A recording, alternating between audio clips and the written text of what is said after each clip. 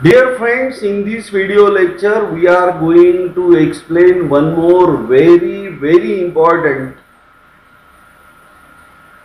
concept of physics, in which we are going to show how the velocity of a flowing liquid depends on area of cross section.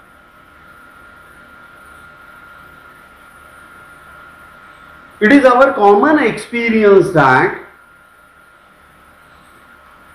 if it is a tube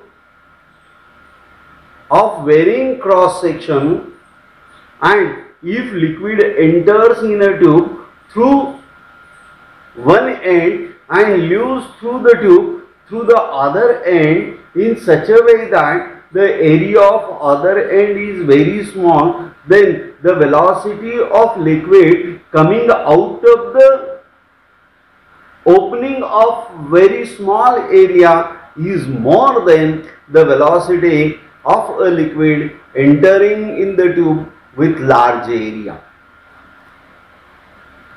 In short, we are going to prove how the velocity varies with the area of cross section of a flowing tube.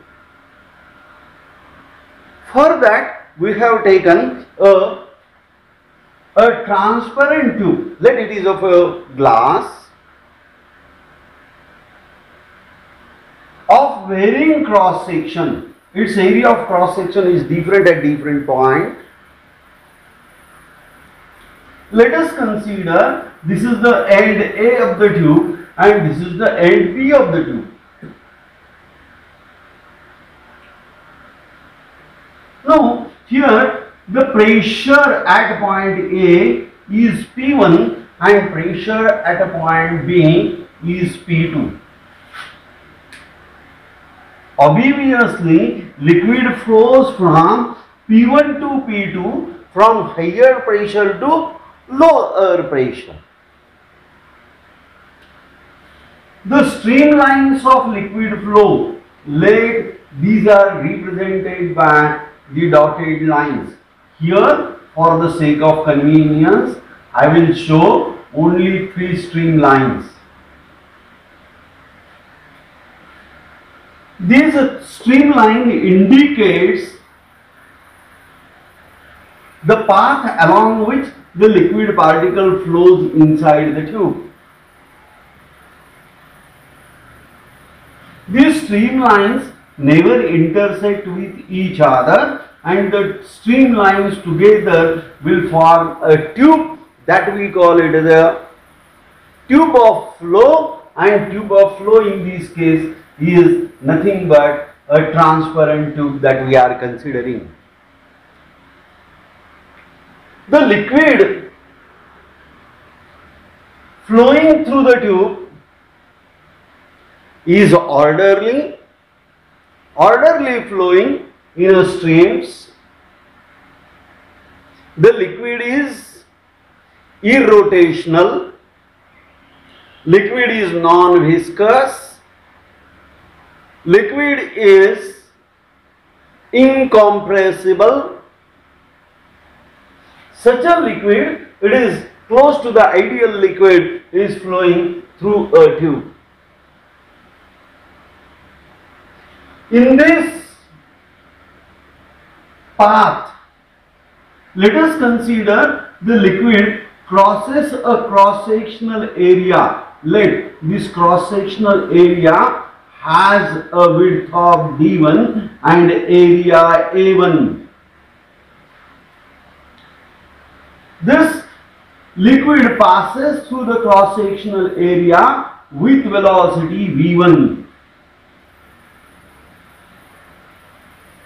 Now in this case, logically what I can say here is that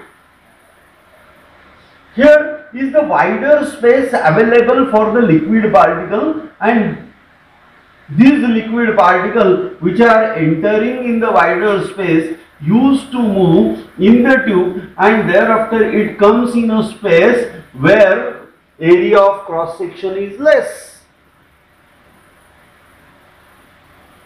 The particles which are coming from left to the right, when they enters in an area of less cross section, they have to move fast so as to accommodate the successive particle coming in that region. And because of that, the velocity of the particles in this cross section area of width d2 is more than that the cross sectional area a1, and let this velocity is v2 and area of cross section here is equal to a2. फार सरळ आहे. इथे काय होतं, इथे पार्टिकल्सला पुरेशी जागा आहे, मग ते पुढे जात आहेत, मग तेच पार्टिकल पुढे येतात. इथे आल्यानंतर त्यांना उपलब्ध जागा कमी आहे, नंतर येणाऱ्या पार्टिकलला त्यांना जागा करून द्यावी लागणार आहे, म्हणून इथून ते पटकन बाहेर पडतील. म्हणून from a region where area of cross section is less, particle has to move with greater velocity in order to make a space available for the next particle to come in. If it is not so, the particle will gather in a region. When they gather in a region, there will be crowding of the particle, and because of that there will be increase in density or there will be increase in volume. But the liquid is non-compressible. Therefore, the amount of mass entering at A1 must be equal to the amount of mass of the fluid leaving through A2.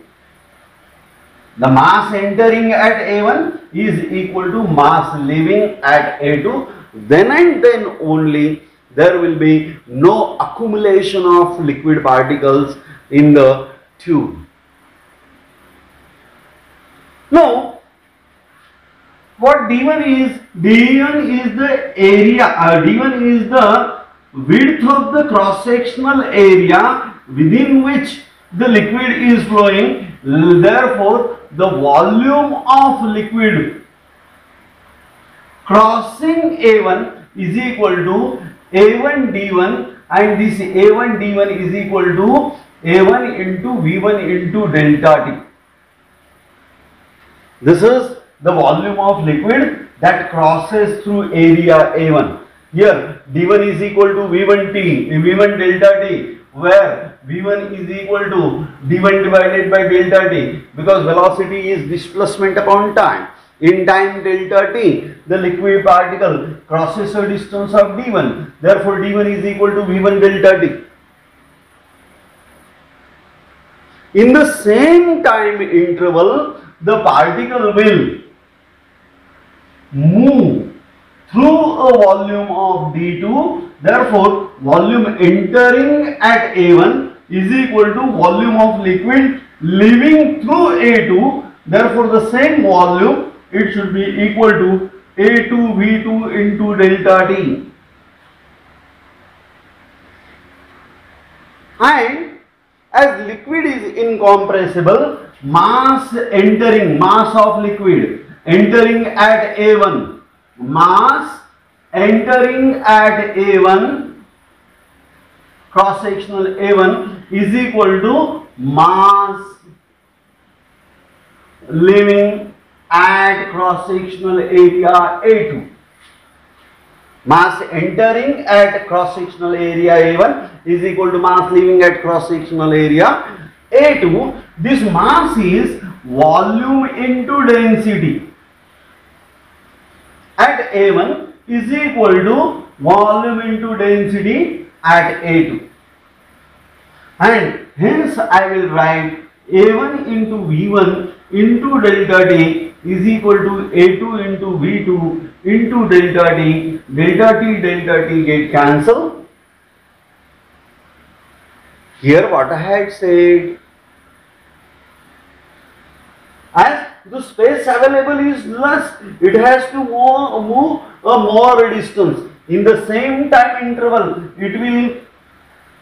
the same amount of volume will pass through cross sectional area d1 and d2. The same amount of volume and same amount of mass will pass through. D1 and D2, and hence with this we will get A1 V1 is equal to A2. If A1 V1 is equal to A2 V2,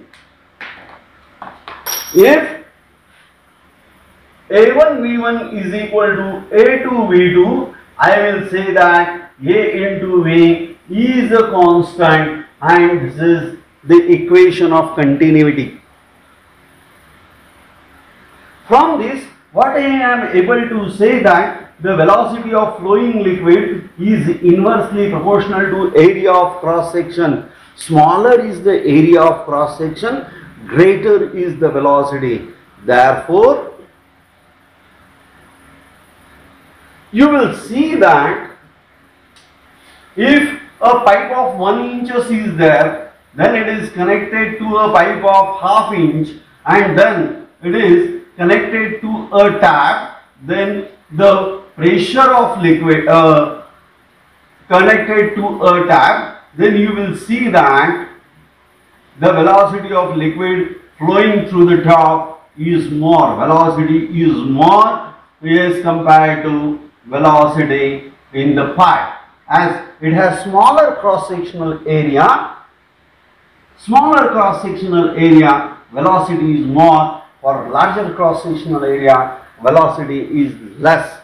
This is all about equation of continuity and its consequence. Thank you very much.